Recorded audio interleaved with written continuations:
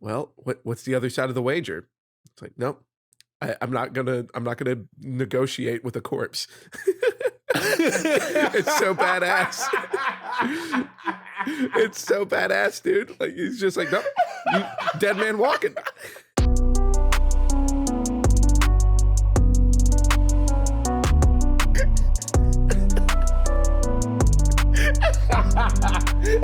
Hola.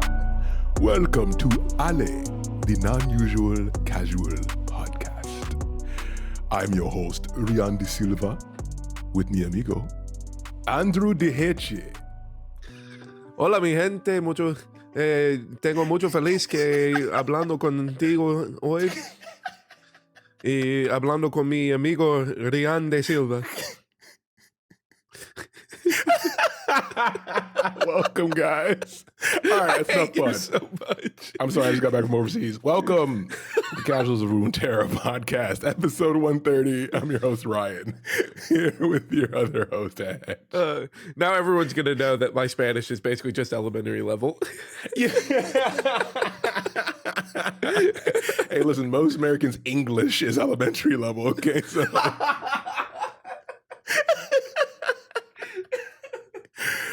we're back with another episode.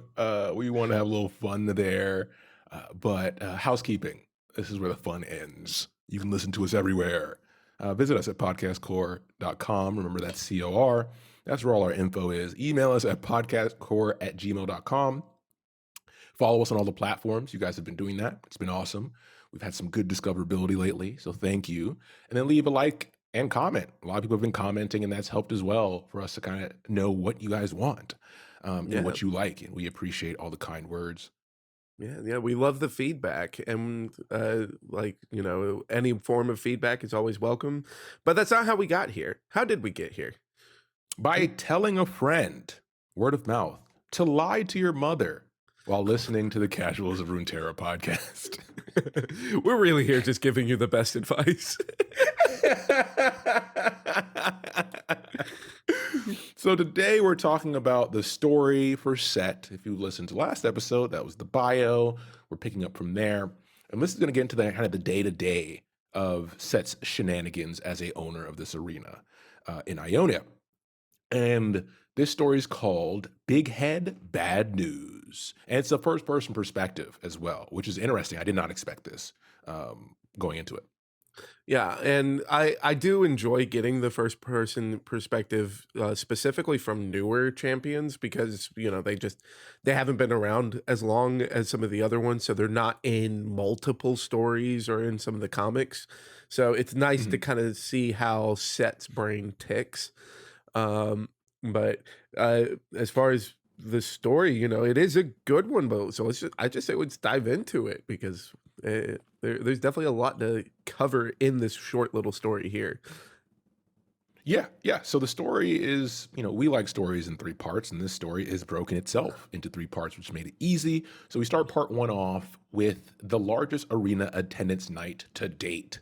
And Sett is doing his rounds to ensure everything is accounted for, especially the money. Got to make sure the till is not only filled, but protected. And he talks about his star combatant for the night, Prawn the Flayer, who is one of the few people in Runeterra that can wield a whip sword.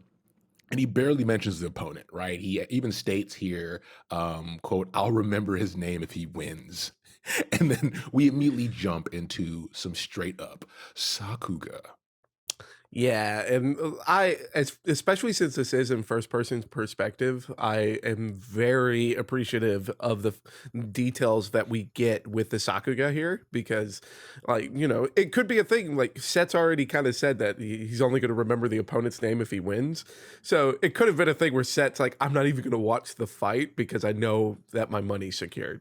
But no, he does watch it, and he breaks it down really well, which kind of backs up that Sett is the top dog, right? Like he got into the position that he's in, which if you haven't listened to his bio episode, you may want to listen to that. I'm going to give you like half a second before I spoil it.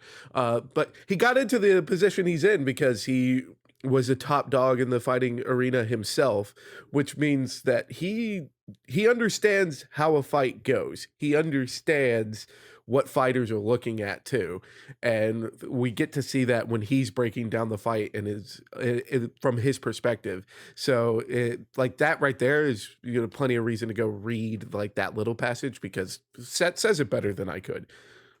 Yeah, and I actually want to read a passage here, just a portion of the fight.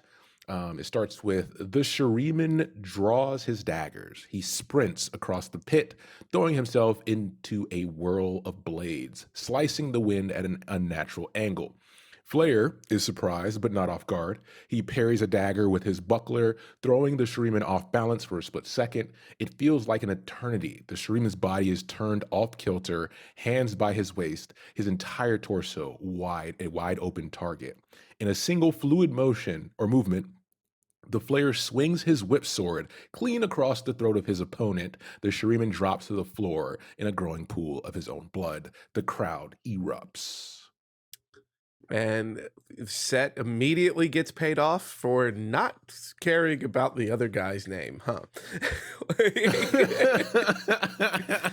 So our unnamed combatant is going to remain unnamed here. But yeah, like I mean, Yeah. especially like that breakdown of of the opening, like the fact that like for Set, and I'm sure it's the same for the Flair too, of like it kind of felt like it froze in time of like he's so wide open. Because like that's what the like, really top level fighters, like the small openings to the average eye is gonna seem bigger because that's what they're looking for. And when you're looking for Yeah. something, it tends to be a little bit easier to see compared to someone who doesn't know what to look for. So I think that that's kind of written well in that sense of just like giving it the slow mo look, even though for everyone else it was going to be at full speed. Yeah, exactly. And this moves us to where the actual conflict of the story is, where Set, is pleased by the display, notices the look on Prawn's face as he's meeting his fans, and he does not look happy. So as the arena empties out and Prawn stops him as he's prepping to go, right? Prepping to bounce, he mentions he just won for a record-breaking crowd, and I want a cut of the till. And this pisses Set off, right? Because as Hetch mentioned, he worked to get to this position, even though Prawn doesn't see that. And Set takes it personally. So his head has gotten too big. And Set noticed this as he was fighting as well. That, okay, this guy's been winning a bunch of nights. He's selling out the arena. It's going to get to this head because this isn't my first rodeo. I've seen this happen before. Mhm. And I know Seth's going to be taking it very personally because of the way that he was able to get to the position he's at. Yes, there Yeah. was a lot of hard work, specifically in the fighting sense, right? But uh, he also got there not just through his hard work, but also through intimidation and bullying of the previous owners. And getting them to the point of like, look, it's my way or the highway. So Yeah. for Set, he's not only going to take it personal because it's like, dude, you want some of my paycheck because you think you earned it. That's my paycheck. But Yeah. on top of that, it's like, yeah, I got this paycheck by taking it from the last guy that got it. So I know what you're going to have to do to get this paycheck. But that involves me too. And I don't like that. So I mean, like Set is not hesitating at all when it comes to like absolutely not over my dead body, or I can arrange it to where it's going to be over your dead body. Like for Set, it is cut and dry for him. Yeah, and the verbal lashing that Prawn tries to give him, calling him washed up, right? Ex-fighter, etc. And he's doing this all in front of his crew. And we've already told you in the last episode, this has a very mob-like presentation when it comes to, like a Departed or whatever. When it comes to Set story here, that's very uh counter to what you expect from Ionian stories. But he is in front of his subordinates. This guy's disrespecting him. He has to respond. And Prawn says that, not only is he calling him washed up, he says he's spoiled. He says anyone can do your job. And said basically, he's like, all right, dude, 1v1 me then. He's like, fucking 1v1 me. And And, he's like, okay, cool. If I win, I get your whole operation. And Seth's like, all right. And then he waits. And Seth doesn't say anything. and he thinks Sett wants something, and all Sett wants is for it to be in front of a live crowd. Let's make some money. It's like, "If I'm gonna have to kick your ass 6 ways to Sunday, I might as well get paid to do it." Like, I have nothing but respect for that. That is the same as, like, you get off of, like, work from, like, a really long shift, and then your boss, like, catches you on your way out the door, Yeah. and before you answer any questions while maintaining eye contact with your boss, you just walk back over to the time clock and clock back in. Like, that's what Set did here. Of just like, "No, no, like, I'm not even entertaining the Yep. air coming out of your head until I'm being paid." And then it's even better because it's like, at no So, point does he yeah. make a demand even after that. Like, there Set doesn't make a demand. Set, he doesn't have anything, riding on the fight for him because it's like, "No, like, if you want to do this, you're dead." Like, that's it. No, full stop. You are dead. That's basically all he's saying here in so little words. And I love that Prawn doesn't pick up on that because he's still like, well, what's the other side of the wager? It's like, nope. I'm not gonna negotiate with a corpse. It's so badass. It's so badass, dude. Like, he's just like, nope, you dead man walking. So this takes us to part 2, and this is where we get some more action. Like, this is a short story, but there's a lot of action, right? Yeah. So in part 2, we get to fight night. Fight night begins, and Sett walks into the pit, obviously to a raucous applause. He's the owner. People know like if you are a veteran attendee, you've seen him fight, and he can tell Prawn is still. This is the next night. Remember, he's still in hothead mode. He's not thinking straight, and this is where we hop right into some Sakuga. I won't read this one, but the gist of it is that Prawn rushes in, out like non-characteristically. I think I said that wrong, but Yeah. out of the character that he would have more patience and know that he's dealing with a dangerous opponent, rushes in for the kill immediately. He gets some licks in, and it takes a little bit for Sett to warm up. But once his blood gets pumping, then the lesson begins, and he starts to teach Prawn a very important one. I love that it has that build up to it, right? Because like I think like they could have easily written it to be like, Set just runs him over because he's Set. Like like what are you going to do against Set, right? But I love that they decide to give the build up to it because it makes it feel more like League. Like that because like I mean, Set's not gonna just, come out and just demolish you outright. Like he needs to hit level 3. And then it's like, oh, this like the start of this fight is like, okay, okay, ow, ow, that's it. I hit level 3. You're dead. Like Yeah. I love that it has that build up, but um like it is out of character as far as for Prawn, and that kind of plays it gives us more insight into sets in his intuition. Like his intuition is very good, and that's how he got where he is. And we know we get to see it here in practice because this whole time he's like, yeah, Prawn's pissed. I can tell, even though he won the fight, he's pissed and he's gonna come for me. Well, Yeah. he's come for me, but he's got a big head, and that's gonna be his downfall. And then sure enough, right at the start of the fight, whoa, Prawn's already running at me. That's not what he usually does. Oh, because I've already I've already established this. All like everything Set said was gonna happen is happening right now. And And we that yeah. his intuition's spot on. We get a bit of foreshadowing too, right? When we see, or a bit a parallel with the Shuriman guy, because the Shuriman guy had something to prove, and he rushed at Prawn at the beginning of this story, right? And it went bad for him. So there's that. That's on purpose as well. Mhm. Yeah, and so as with us saying it this way, that means that Prawn's okay, right? No, no, absolutely not. So Oh, oh this no. is the point after 2 days where Prawn finally gets some mental clarity. And he starts to panic. And he's trying to find a way to make it out of this alive, trying to tell Sett, dude, I'm your prize fighter. Don't fuck me up too bad, dog. I need to fight again. And Sett's like, no, why would you think you would challenge me on a night where we're breaking records and you still have value after I beat the shit out of you. This Yeah. is going to end the way I you think it's going to end. Um, I and love the yeah, I love the last thing he tells yeah, Prawn, yeah, which is like love this pettiness of throwing someone else's words back at them, because like yeah. Prawn is basically doing like I'm your prize fighter, don't do this, and he's just like, and all Seth says is you're losing to a washed up ex champ who's going to pay to see you fight now.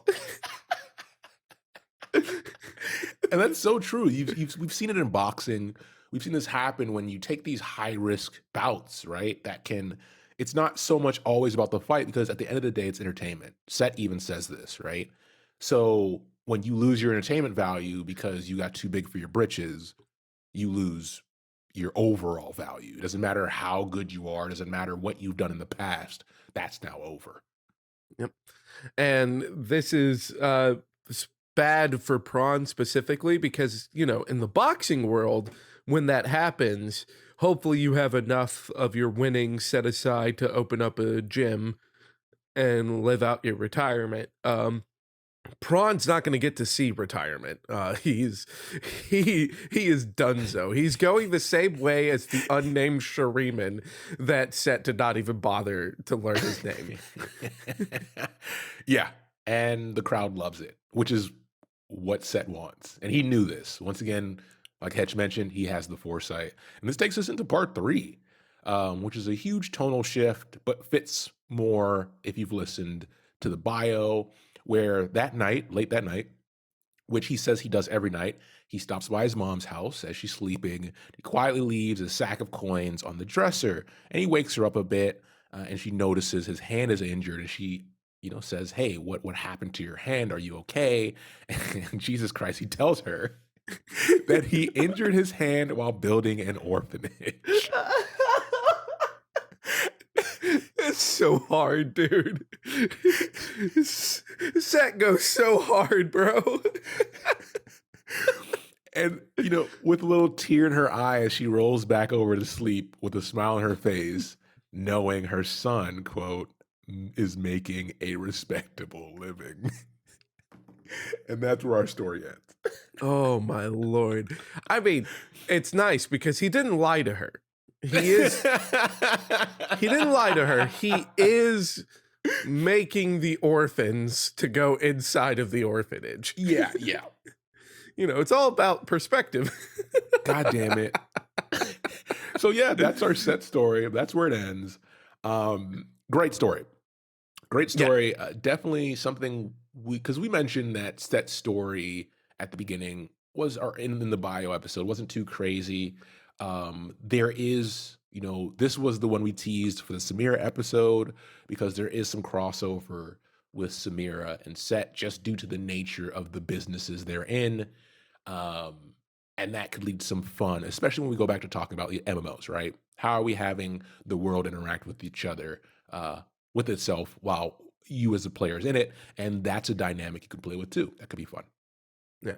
And one of the things that like I think that reading the story is really good at, even outside of the MMO dynamic, is that we get to see the shift in an entire culture Yeah, because that's something we covered a bit in the bio where like Ionia doesn't like it's not a land where fight pits like were dotted all across every major city yeah, like that because that's a very Noxian thing.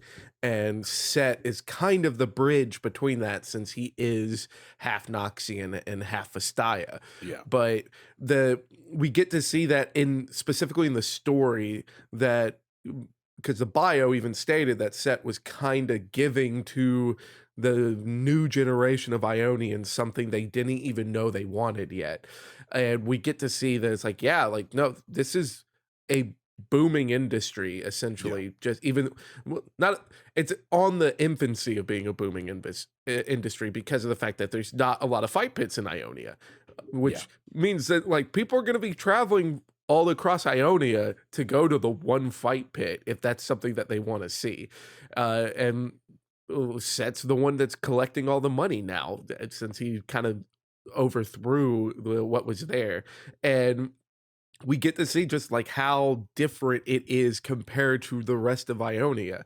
Because I know like you could read the set story without like if you're not paying very close attention when you're reading the bio, you're going to be thinking that it might be kind of like a fight club thing, right? Yeah. Like guys go in and pummel the hell out of each other and everybody goes home, maybe with less teeth, but they all go home. No, like these guys are basically gladiators. Like there's Yeah. some people that don't ever leave the pit.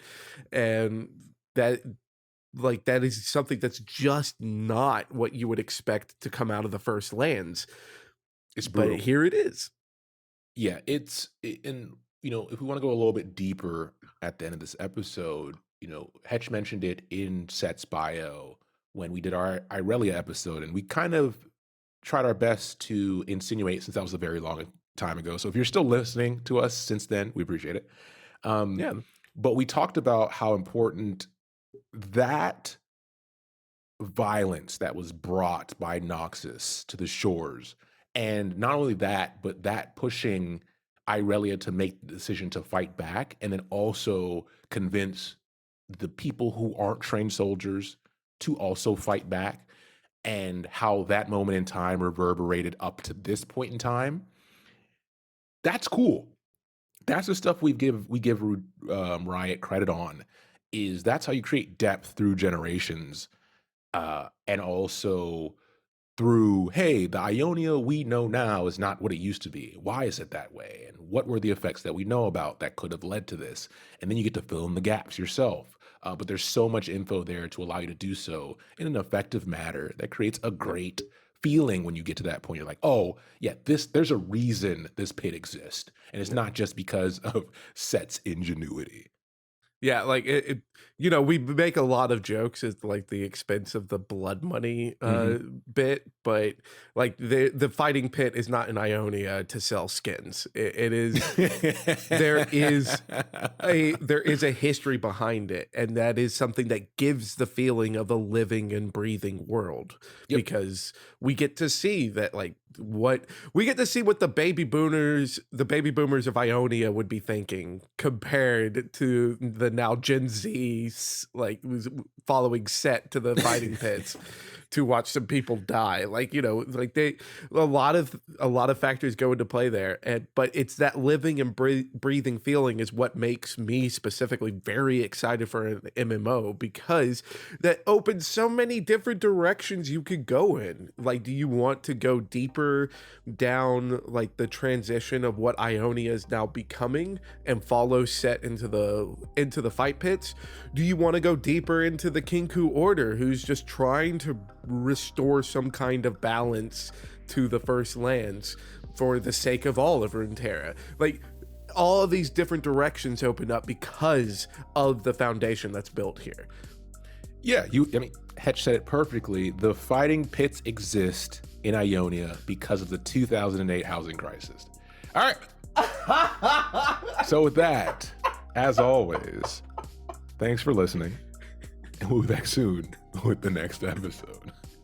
Oh, I hate you sometimes, but take care, everybody. The 2008